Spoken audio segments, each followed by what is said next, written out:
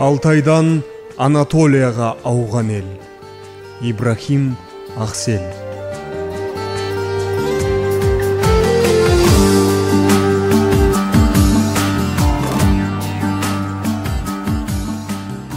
Айтшы, Алтай таулары, есіңде ме?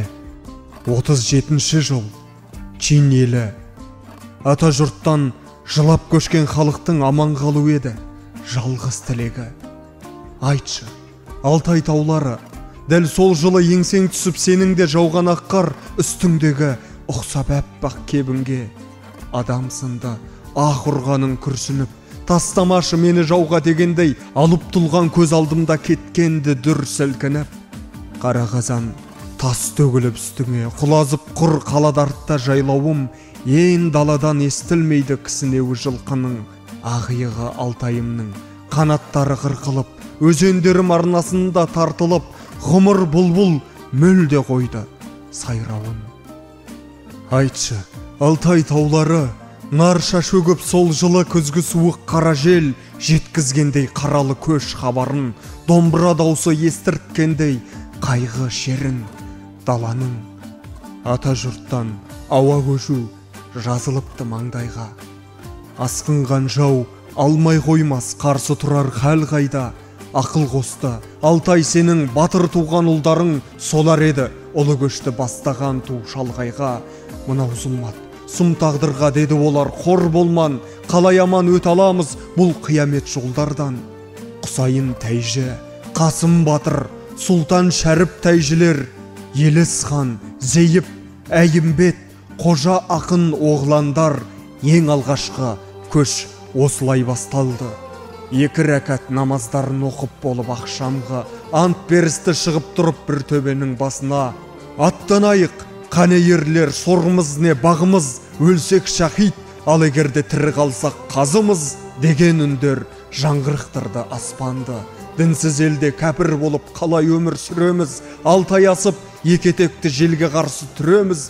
Батыр туған далулдары шеттерінен ер жүрек алдағы жол қартасында сызып берді, белгілеп атқа қонды. Міне осылай арпалыса қанша адам, бағыт айқын, басқа емес тек бостандық аңсаған, шыдам біткен күн еді ол, әзірлеген жолатын, бұл ұлы көш азаттықты аңсаған көш болатын. Жаратушы жәрдемімен аман шығып жауыннан, Такламакан шөлін асып Гималайдың тауынан, сонда долар қайтқан емес, әуелгі алған бетінен, әр күн сайын есілерлер шахид болды шетінен. 15 мыңнан, бар жоғы тек 8 мың қалғанда, аш арық ел әрең талып, арманыңа жетібен, көріндалдан Тибет тауы төбесары үндінің. Өмірінде болған емес, бұндай ғажап күн бұрын, Үндістанды мекендеген дін мұсылман қауымы ай қарашты құшақтарын басқа еркін күн туды. Қасиетті жұрт, сонда сенен шын жақсылық көрбек, бір жұтым су, бір жапырақ нанды екіге бөлібек. Өмір сүріп жаттық солай, көрмегенді көз көріп, тарих жолы ойда жоқта шыға келді өзгеріп. Үндістаннан ірге бөліп, дін мұсылман баласы Пәкістан деп ел атанды. Неткен ғажап, қарашы. Ай жұлдызды жасыл тулар кетті кернеп аспанды, оны көріп қуанышты жанарлардан жас тамды. Барша қазақ шетел асқан, шашырамай бір болып тату тәтті ғұмыр сүрдік, адалдықпен күн көріп.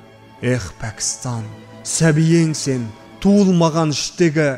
Ех Пәкістан, ең алғашқы махаббатым, қош мені, өлтірмеген міне осы құдіретті күш мені.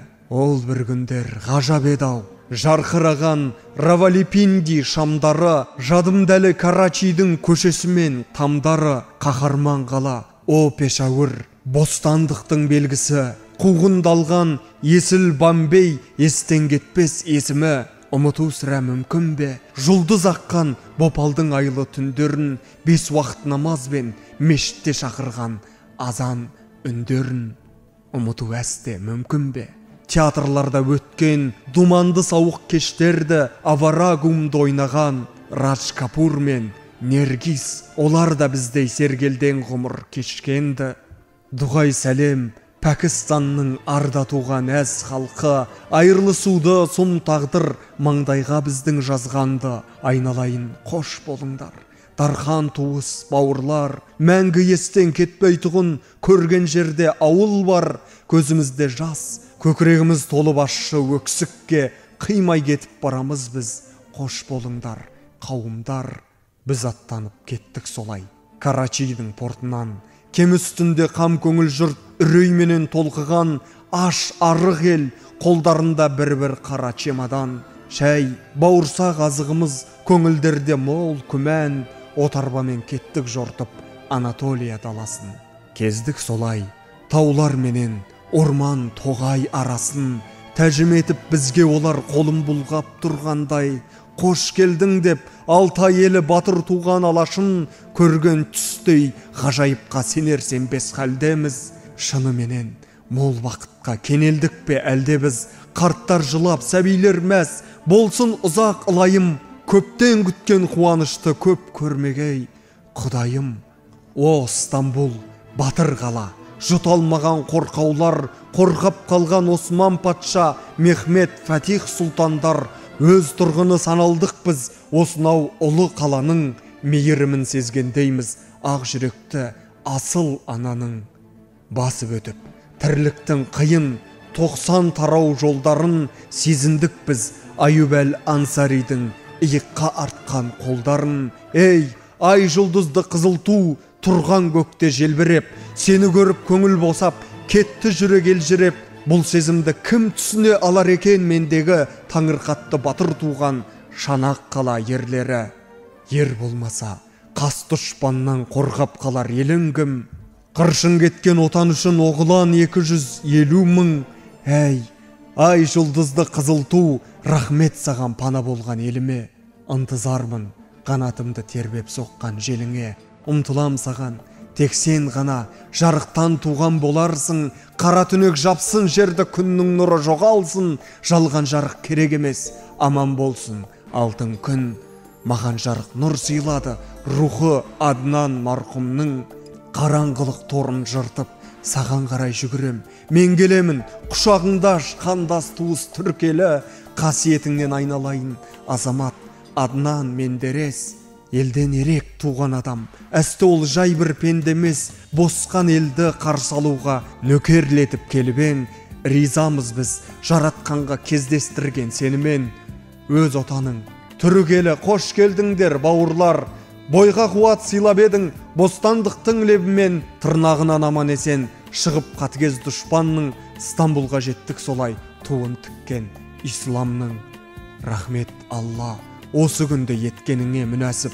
Алғыс айтып өзіңе мың, алдық бір-бір жыласып. Босқын халық мекендедік, зейтін бұрын бұрышын. Тапқан жандай болдық күткен туған ана туысын.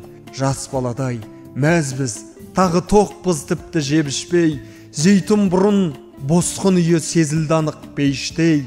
Ер азамат, әке, бала аттанып таң атқанда, тірлік кешіп отбасына оралды күн батқанда. Құран оқып, радио тыңдап, домбыра ойнап барша жан. Көңілімізді көтереміз, жұбатып жанды шаршаған. Босқын қауым серке жи, тұзыла иммигрант үйін аралап. Адасқан жұрт туысын тауып, жүр сол жерді паналап. Туған жерден ауа көшіп, аласапыран заманда қашқын болып ғұмыр кешу қандай ауыр адамға. Жерменде жұрт туған жерін сағынып ән салады. Қам көңіл ел сол әндерді тыңдап ләззат алады. Түбі бір түрік туысқандар жат көрмеді біздерді. Еркіндікке жеткеннен соң еркеледік бізденді. Шала түрік тілінде жұрт тілегін айтып жатқанда, ел ағалар еркелете иығымыздан қаққанда. Сол бір ыстық кездесу сәт көз алдымда қалыпты. Көріп тұңғыш қандас туыс егіз екі халықты.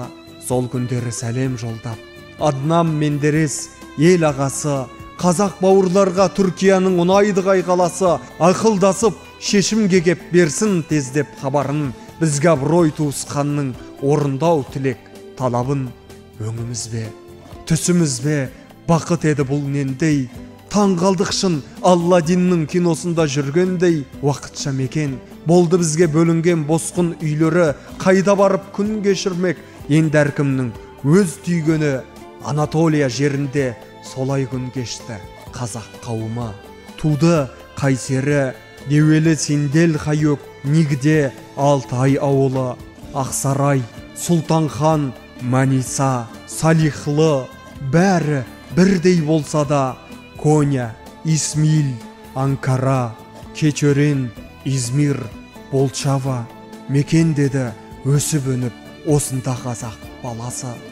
Құшағың қандай ыстық еді, о Стамбул қаласы, Зейтін бұрын Күнешлі Қазкент, Шефекөй ауданы, пайда болды Күчік Чекмежек, Үмірәние, өрнек баулары. Рахмет сіздерге, жеткізген бізді осы күнге нарағалар. Бұл ерліктеріңді болашақ ұрпақ ұлы тарих бағалар. Елісхан, Қалибек, Оспан, Құсман, Сұлубайдығым айыптар.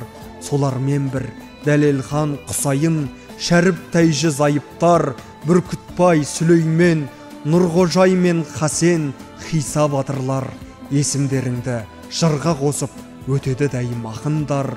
Қош айтысқан елі үшін басын тігі бөлімге есіл ерлер бізбен бірге жасайсыңдар өмірде.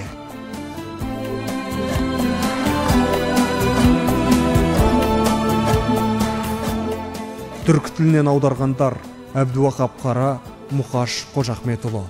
Мәтінін оқыған Ертас Жақыпбай.